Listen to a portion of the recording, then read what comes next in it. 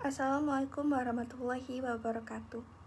Selamat pagi, siang, sore, malam. Jadi kali ini kita mau membahas apa sih? Di sini kita mau membahas tentang tata kelola agraria di Indonesia. Apa saja yang mau dibahas? Yang pertama itu ada sejarah agraria di Indonesia, reforma agraria, dan contoh kasus yang ada di. Kita masuk ke pembahasan yang pertama, yaitu sejarah agraria di Indonesia. Yang pertama itu pada masa prakemerdekaan. Pada masa prakemerdekaan, hukum agraria di Indonesia sangat dipengaruhi oleh kebijakan pemerintah kolonial Belanda. Sebelum kedatangan Belanda, tanah di Nusantara pada umumnya dimiliki dan dikelola secara kolektif oleh masyarakat adat. Sistem pemilikan ini dikenal sebagai sistem komunal, di mana tanah dianggap sebagai milik bersama dan digunakan untuk kepentingan seluruh anggota masyarakat. Namun, kedatangan Belanda membawa perubahan besar dalam sistem pemilikan tanah ini. Pemerintah kolonial menerapkan berbagai kebijakan agraria yang bertujuan untuk menguasai dan mengendalikan sumber daya alam di Indonesia. Salah satu kebijakan mereka adalah itu Undang-Undang Agraria tahun 1897 atau sebutannya Agrarian Act, yang memungkinkan tanah-tanah adat diambil alih oleh pemerintah kolonial dan disewakan kepada perusahaan-perusahaan perkebunan. Tanah yang dikuasai oleh pemerintah kolonial disebut sebagai tanah negara. Sementara masyarakat adat dipaksa untuk menerima sistem pemilikan tanah individu yang bertentangan dengan tradisi komunal mereka. Konsekuensi dari kebijakan ini adalah terjadinya penggusuran masyarakat adat dari tanah-tanah mereka dan konsentrasi pemilikan tanah di tangan perusahaan-perusahaan besar, terutama perkebunan. Kebijakan ini juga menciptakan ketimpangan sosial dan ekonomi yang tajam di antara penduduk pribumi. Lalu masuk ke masa kemerdekaan. Setelah proklamasi kemerdekaan Indonesia pada tahun 1945, masalah agraria menjadi salah satu isu utama yang harus dihadapi oleh pemerintah. Pemerintah Indonesia menyadari bahwa ketimpangan pemilikan tanah yang diwariskan dari masa kolonial harus segera diatasi untuk mewujudkan keadilan sosial dan meningkatkan kesejahteraan masyarakat seluruh Indonesia. Pada tahun 1960, pemerintah mengeluarkan Undang-Undang Pokok Agraria atau singkatannya UUPA yang menjadi dasar bagi reformasi agraria di Indonesia. UUPA ini bertujuan untuk menghapus sistem pemilikan tanah kolonial dan menggantinya dengan sistem yang lebih adil dan merata. Adapun prinsip-prinsip utama yang diatur dalam UUPA ini antara lain, yang pertama itu adalah tanah untuk kesejahteraan rakyat. Maksudnya adalah tanah harus digunakan untuk kepentingan kesejahteraan rakyat, bukan hanya untuk kepentingan ekonomi semata. Lalu yang kedua ada pengakuan hak ulayat. UUPA mengakui hak ulayat masyarakat adat atas tanah yang diwariskan secara turun-menurun. Ketiga ada pembatasan luas kepemilikan tanah. UUPA menetapkan batas maksimum luas tanah yang dapat dimiliki oleh seseorang atau badan hukum untuk mencegah terjadinya konsentrasi kepemilikan tanah. Lalu yang terakhir ada redistribusi tanah.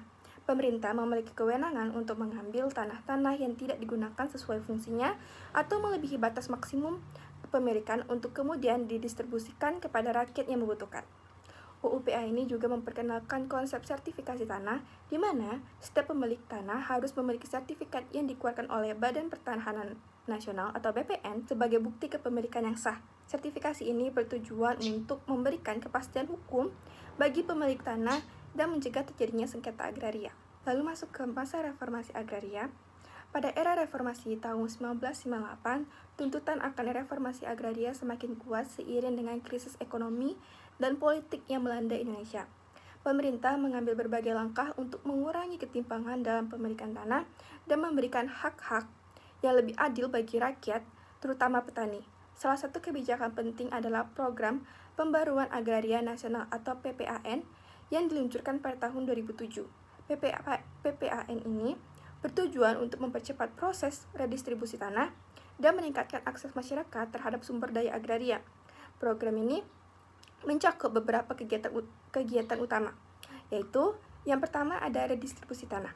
Mengambil tanah-tanah yang tidak digunakan atau digunakan secara tidak efisien untuk didistribusikan kepada petani, penggarap, dan masyarakat yang membutuhkan. Yang kedua ada legalitas dan sertifikasi tanah. Mempercepat proses sertifikasi tanah untuk memberikan kepastian hukum dan mengurangi sengketa agraria. Lalu yang ketiga ada penguatan kelembagaan dan kapasitas petani. Meningkatkan kapasitas kelembagaan petani melalui pelatihan dan pendampingan agar mereka mampu mengelola tanah secara produktif dan berkelanjutan. Dan terakhir itu adalah pembangunan infrastruktur agraria, di mana membangun infrastruktur pendukung seperti irigasi, dan akses dan fasilitas pemasaran untuk meningkatkan produktivitas dan kesejahteraan petani. Meskipun telah banyak upaya dilakukan, tantangan dalam pelaksanaan reformasi agraria masih besar. Beberapa isu utama yang dihadapi antara lain adalah konflik agraria yang melibatkan masyarakat adat, petani, dan perusahaan besar, birokrasi yang lambat, dan korupsi, serta lemahnya penegakan hukum. Adapun konsep-konsep dasar agraria yang pertama itu hak milik tanah. Konsep ini mengatur tentang siapa yang memiliki hak atas tanah dan bagaimana hak tersebut dapat diakui dan dilindungi oleh hukum. Hak milik tanah memberikan pemilik hak eksklusif untuk menggunakan, mengalihkan, atau menjual tanah sesuai dengan ketentuan hukum yang berlaku. Yang kedua, hak ulayat. Hak ulayat adalah hak masyarakat adat atas tanah yang diwariskan dari generasi ke generasi. Hak ini diakui dalam UU PA dan menjadi dasar bagi pengelolaan tanah oleh masyarakat adat. Hak ulayat mencakup hak untuk menggunakan, mengelola, dan memanfaatkan tanah sesuai dengan adat istiadat yang berlaku. Lalu yang ketiga ada reforma agraria. Konsep ini bertujuan untuk mengubah struktur pemilikan tanah agar lebih adil dan merata, serta mengurangi kesenjangan sosial. Reforma agraria ini mencakup redistribusi tanah, legalisasi hak atas tanah, dan pembangunan infrastruktur pendukung untuk meningkatkan kesejahteraan petani dan masyarakat adat. Lalu yang keempat, sertifikasi tanah. Sertifikasi tanah adalah proses pengakuan hukum atas kepemilikan tanah yang diakui oleh pemerintah melalui Badan Pertahanan Nasional atau BPN. Sertifikasi ini memberikan kepastian hukum bagi pemilik tanah dan mencegah terjadinya sengketa agraria. Yang kelima, dari distribusi tanah. Dari distribusi tanah adalah proses pengambil alihan tanah yang tidak digunakan atau digunakan secara tidak efisien untuk didistribusikan kepada petani, penggarap, dan masyarakat yang membutuhkan. Tujuannya adalah untuk menciptakan keadilan dalam pemilikan tanah dan meningkatkan produktivitas agraria. Lalu ada pengelolaan sumber daya agraria. Pengelolaan sumber daya agraria mencakup penggunaan, pengelolaan, dan pemanfaatan tanah, serta sumber daya alam yang ada di atasnya secara bijaksana dan berkelanjutan. Hal ini meliputi pembangunan infrastruktur agraria, penguatan kelembagaan petani, dan pelestarian lingkungan. Materi selanjutnya kita masuk ke pembahasan reforma agraria. Reforma agraria adalah sebuah kebijakan yang bertujuan untuk mengatur ulang struktur kepemilikan, penguasaan, dan penggunaan tanah agar lebih adil dan merata.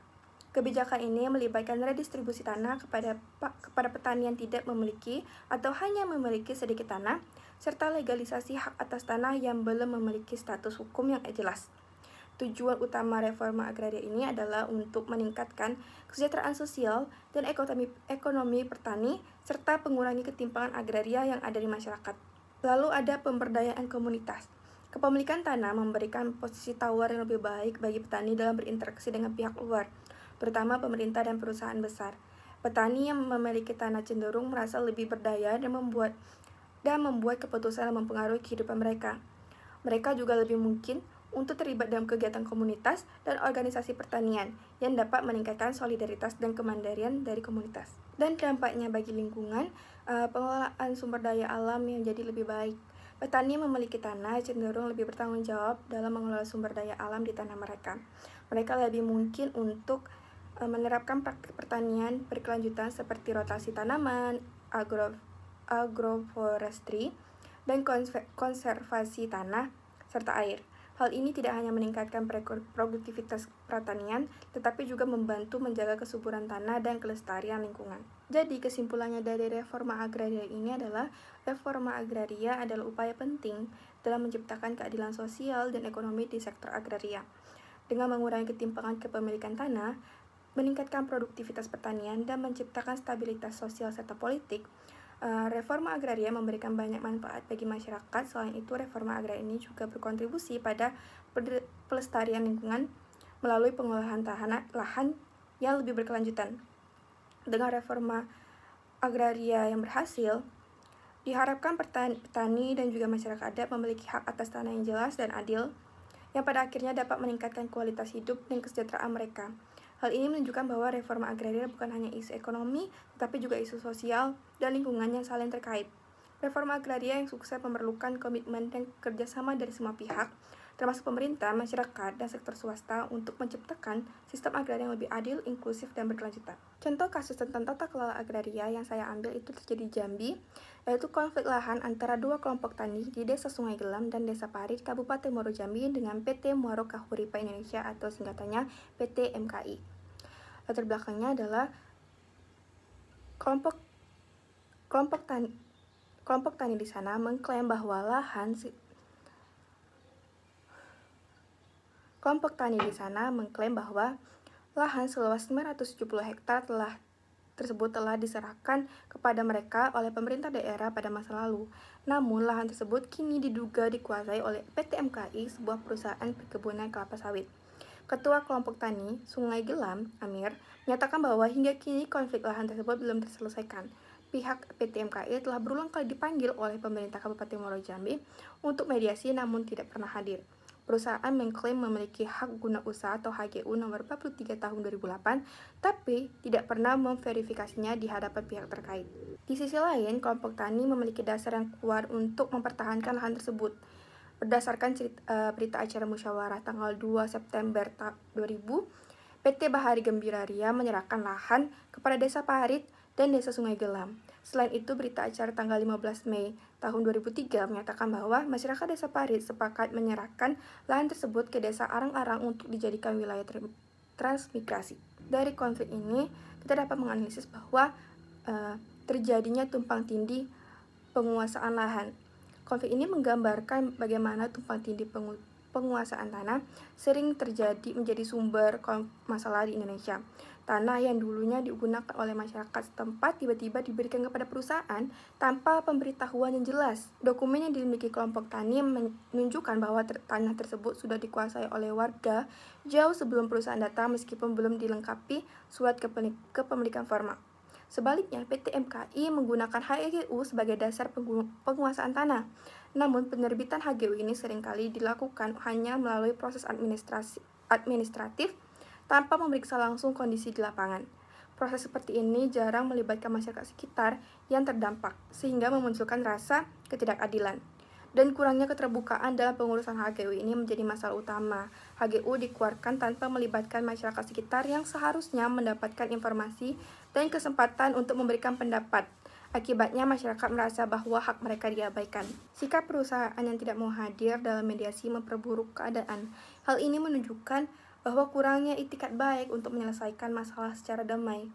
Di sisi lain, pemerintah juga tampak kurang berperan aktif dalam menyelesaikan konflik ini, meskipun mereka tahu bahwa ada masalah besar di lapangan, yang seharusnya mereka memang benar-benar harus fokus untuk menyelesaikan masalah tersebut.